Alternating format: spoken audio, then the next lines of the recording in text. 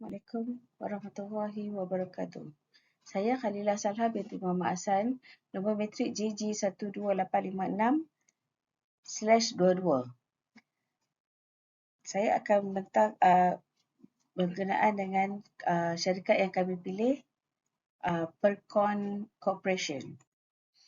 Pengenalan. Setiap sektor memerlukan tenaga kerja untuk melaksanakan kerja dan tugasan. Bagi sektor pembinaan yang boleh didefinisikan kepada bidang seni bina dan kejuruteraan kepada semua binaan, bangunan dan pembaikan infrastruktur. Bagi melancarkan organisasi dalam sektor pembinaan adalah menjadi tanggungjawab kepada pengurusan sumber manusia untuk mencari pekerja dan mengisi kekosongan jawatan, menjalankan tugas-tugas bagi mencapai objektif dan matlamat organisasi. Manakala, pembangunan sumber manusia merupakan proses meningkatkan kualiti sumber manusia dan membolehkan mereka melakukan sesuatu yang lebih efisien. Dua cara ini diperlukan untuk meningkatkan kecekapan daya saing dan mengubah tingkah laku pekerja. Selain itu, kedua-dua pendekatan ini juga harus diambil kira oleh organisasi agar dapat menjadikan sumber manusia sebagai modal insan. Organisasi perlu berusaha untuk mencari cara yang lebih efisien dan cekap dalam memenuhi matlamat dalam penggunaan teknologi dan mendapatkan tenaga kerja yang mahir dan kelayakan untuk kekal berdaya saing dalam persekitaran global pada hari ini. Ini adalah latar belakang syarikat. Syarikat ditubuhkan pada 1971 dalam sektor pembinaan dengan pembinaan lebuh raya, lapangan terbang dan bangunan landmark termasuk hotel dan kedutaan Malaysia di luar negara. Syarikat pembinaan kejuruteraan awam ini dimiliki sepenuhnya oleh Bumiputera.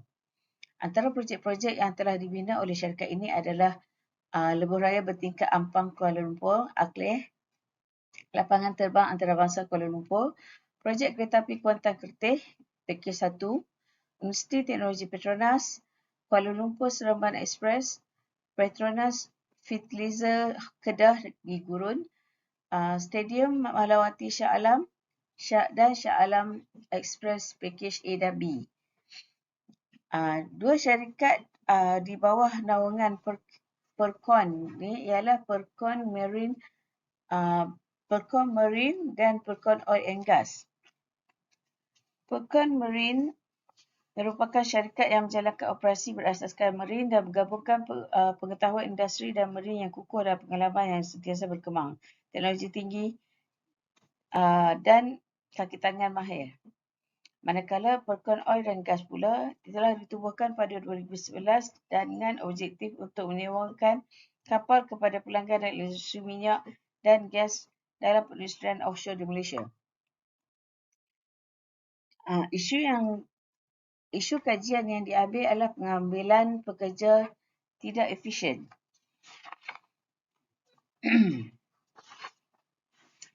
Isu kajian yang dijalankan oleh pihak syarikat tidak dapat mengambil pekerjaan yang efisien.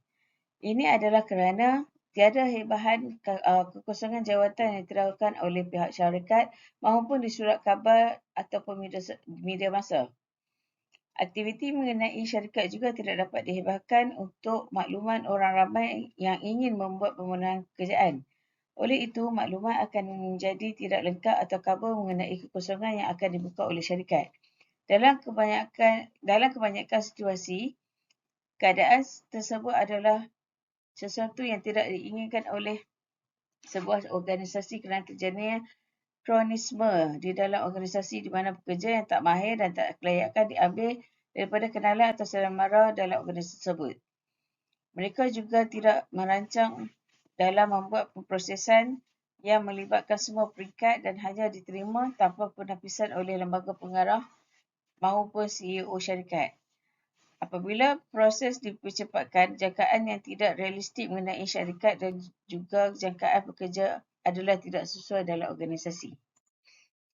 Cadangan dalam pengambilan pekerjaan secara profesional.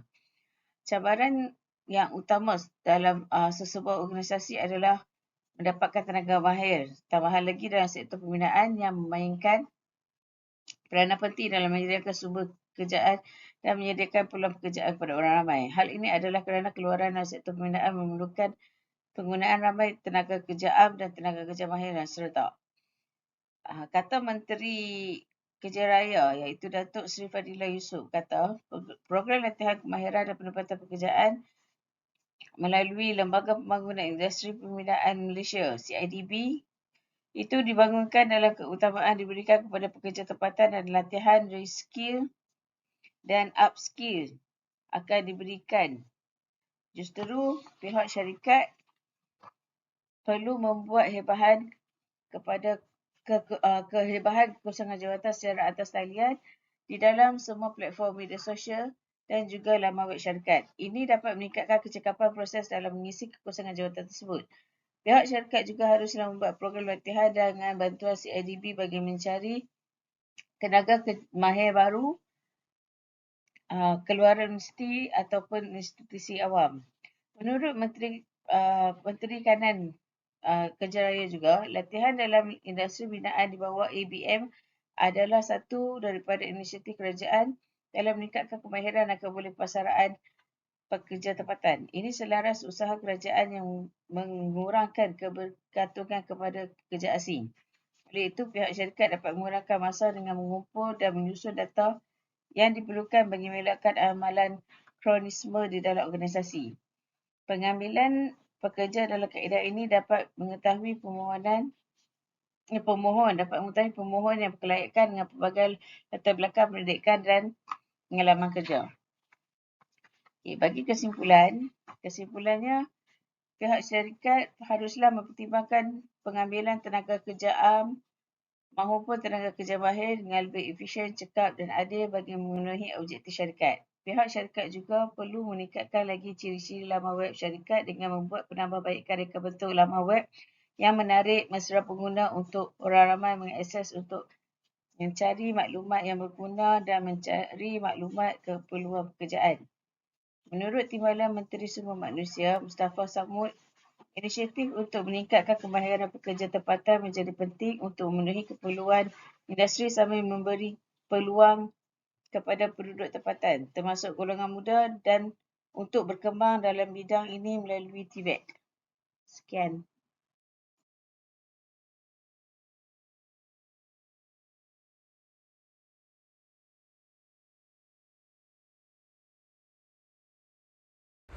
Assalamualaikum dan salam sejahtera. Nama saya Nur Rahim binti Zainul Alam dan matrik kad saya adalah JG12612122. Hari ini saya ingin membincangkan tentang kelemahan struktur organisasi. Jadi untuk pengenalan singkat, kelemahan dalam struktur organisasi dapat menimbulkan sejumlah masalah serius yang menghambat efektivitas dan efisiensi keseluruhan. Kajian ini mengungkapkan aspek-aspek utama di mana kelemahan ini muncul dan implikasinya terhadap operasi organisasi. Jadi untuk isu pertama, kepimpinan yang tidak efektif. Masalah untuk isu ini adalah pemimpin gagal menyediakan arahan yang jelas dan inspirasi. Ini telah menyebabkan kurangnya pengarahan dan motivasi, mengakibatkan tim dan individu bekerja tanpa tujuan yang jelas, menurunkan semangat kerja dan produktivitas. Jadi isu kedua adalah kekurangan kejelasan dalam struktur. Masalahnya tidak adanya prosedur yang jelas dan sistem yang tidak teratur menyebabkan kekeliruan dan kelewatan dalam pelaksanaan tugas. Ini mengakibatkan inisiatif kerja terhambat, sumber daya terbuang dan terjadi ketidakpuasan di kalangan staf. Untuk isu kajian ketiga, pentindihan skop tugas. Masalahnya adalah garis panduan yang tidak jelas menyebabkan pertindihan tugas dan tanggungjawab. Ini menyebabkan konflik internal, menurunnya kerjasama tim dan efisiensi organisasi yang rendah. Untuk isu keempat, masalah kekurangan tenaga kerja, ia adalah distribusi tugas yang tidak seimbang dan kurangnya penugasan yang efektif. Ini telah mengakibatkan beban kerja yang berlebihan pada beberapa individu dan menurunkan moral dan kerja keseluruhan.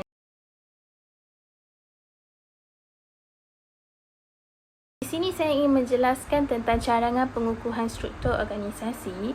Jadi, struktur organisasi mengenali keperluan untuk memperkuatkan struktur organisasi sebagai langkah untuk mengatasi kelemahan yang dikenal pasti. Jadi, untuk pembangunan kepimpinan, cadangannya adalah memberikan latihan dan kursus pembangunan kepimpinan kepada pemimpin dalam organisasi. Tujuan untuk membuat ini adalah untuk meningkatkan kemahiran kepimpinan, untuk memberikan arahan yang jelas dan bermotivasi kepada pasukan, dan untuk pengstrukturan semula yang jelas.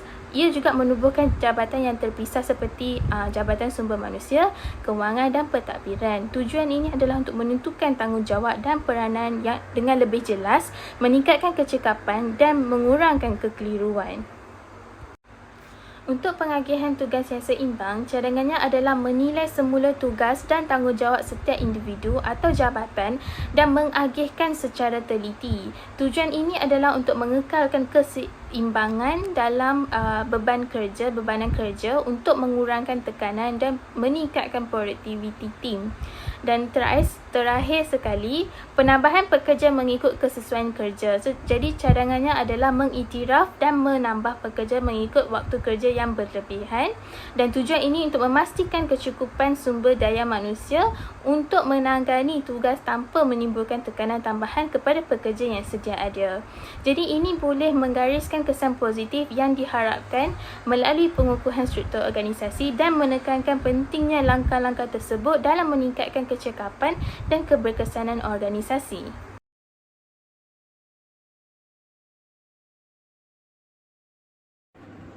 Assalamualaikum warahmatullahi wabarakatuh kepada Dr. Syahriza dan rakan-rakan sekalian. Nama saya Nur Hidayah binti Zainuddin, matriks nombor JG1298922. Terima kasih kepada rakan saya Rauhin atas penerangan sebentar tadi. Isu ketiga yang telah kumpulan kami kesan ke atas syarikat ini adalah ketiadaan sistem penilaian prestasi. Ketiadaan sistem penilaian prestasi di Jabatan Sumber Manusia menyebabkan ketidakseimbangan dalam bebanan kerja, tekanan kerja yang tinggi dan penurunan dalam produktiviti keseluruhan. Tanpa penilaian prestasi, individu tertentu dibebani tugas melebihi kemampuannya. Contohnya, pentadbir sumber manusia dibebankan dengan pelbagai tanggungjawab seperti pembayaran gaji, pengambilan pekerja baru, urusan perkeso KWSP dan LHDN dan sebagainya, di mana ia melebihi kapasiti pengurus sumber manusia tersebut. Selain itu, pekerja juga cenderung untuk mengalami tekanan dan mengurangkan produktiviti kerana keletihan akibat bebanan kerja yang berlebihan dalam satu masa. Di samping itu juga, konflik dan pembahagian tugas cenderung untuk berlaku dalam kalangan pekerja kerana ketidakseimbangan pembahagian tugas.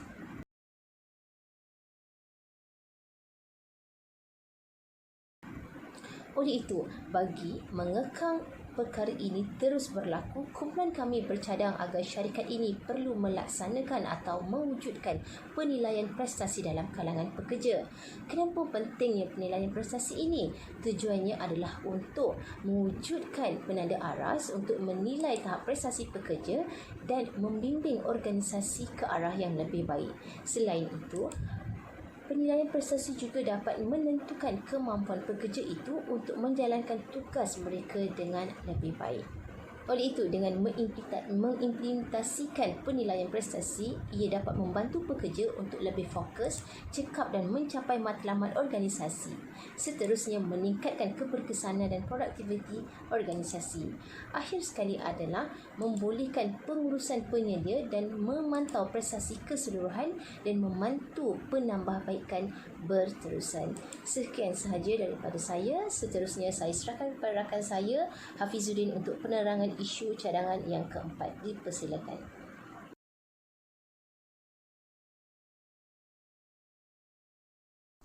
Assalamualaikum dan selamat pagi. Saya Muhammad Hafizuddin bin Ahmed Munir, nombor matriks JG1029218, akan menerangkan tentang isu kajian iaitu masalah gaji.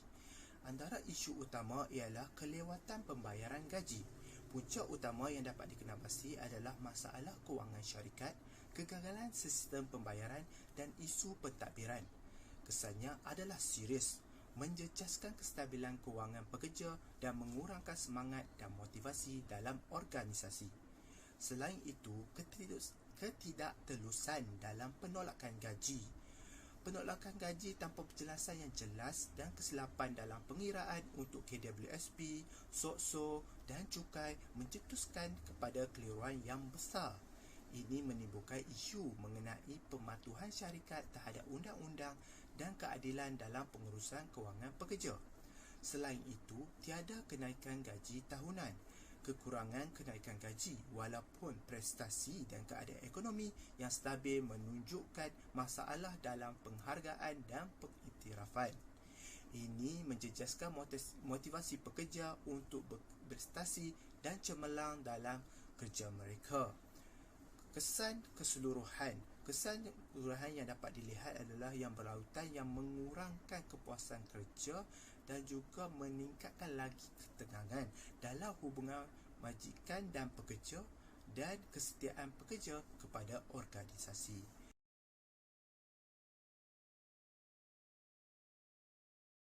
Bagi menghadapi masalah ini, kami telah mencadangkan beberapa penyelesaian bagi menyelesaikan masalah ini. Antaranya cadangan penstrukturan pembayaran gaji. Penstrukturan pembayaran gaji dan di bawahnya terdapat beberapa komponen, iaitu antaranya adalah audit berkala dalam pengurusan kewangan. Cadangannya ialah sentiasa memantau penggunaan dana syarikat untuk pematuhan polisi kewangan dan mengenal pasti peluang untuk meningkatkan efisiensi. Selain itu, pekerja dapat menghubungi pejabat Ombudsman Malaysia. Ombudsman bertindak sebagai perantaraan untuk menyelesaikan aduan mengenai salah urus atau pelanggaran hak, menyediakan penyelesaian alternatif seperti cadangan. Selain itu juga, kita dapat berhubung dengan kontrak agensi penguatkuasaan seperti Kementerian Sumber Manusia atau Jabatan Tenaga Kerja. Kita dapat melaporkan isu gaji dan ketidakpatuhan pembayaran caruman, memberikan butiran lengkap dan bukti yang relevan untuk tindakan yang sesuai. Itu adalah isu kajian dan cadangan bagi penyelesaian masalah gaji. Terima kasih.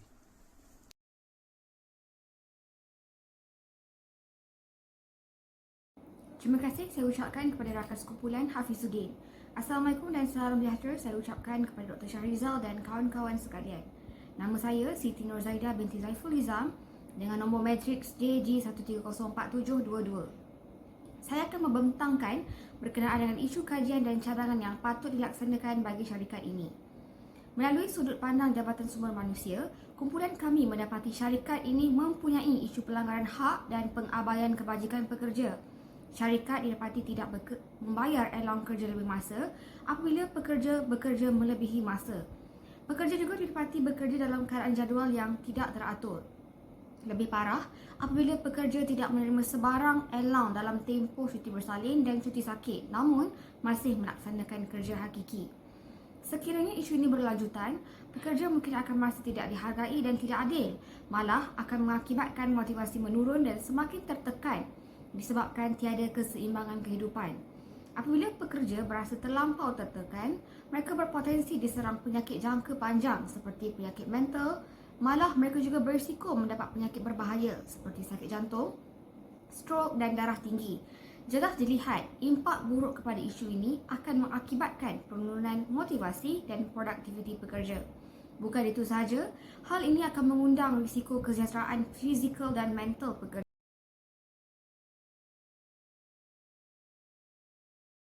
Justru itu, bagi menyelesaikan isu ini, kumpulan kami mencadangkan syarikat ini untuk menerapkan polisi whistleblowing dalam syarikat. Polisi whistleblowing ini menggalakkan pekerja untuk menjadi pemberi maklumat secara dalaman atau luaran. Bagi isu syarikat ini, pekerja seharusnya menjadi pemberi maklumat kepada pihak luaran dengan membawa dakwaan kepada entiti-entiti yang terlibat seperti pihak penguatkuasaan, kerajaan, media atau mana-mana entiti yang terlibat agar tindakan yang efisien dapat dilaksanakan secara berkesan. Syarikat perlu wujudkan mekanisme pelaporan yang selamat untuk pekerja, membolehkan mereka melaporkan isu tanpa rasa takut akan kesannya. Melalui cadangan ini, syarikat dapat memperkukuh integriti organisasi dan mengekalkan kesejahteraan pekerja melalui pencegahan, pengesanan dan tindakan terhadap amalan negatif. Dengan pengimplementasian cadangan ini, syarikat dapat mengembalikan semula hak dan kebajikan pekerja yang pernah dilanggar dan diabaikan. Sekian, terima kasih. Kesimpulannya, pengawalan pertimbangan etika dan semua aktiviti syarikat dengan pematuhan undang-undang dapat memberi pemahaman dan penerimaan pekerja atas semua dasar korporat yang penuh dengan tanggungjawab. Sekian, terima kasih.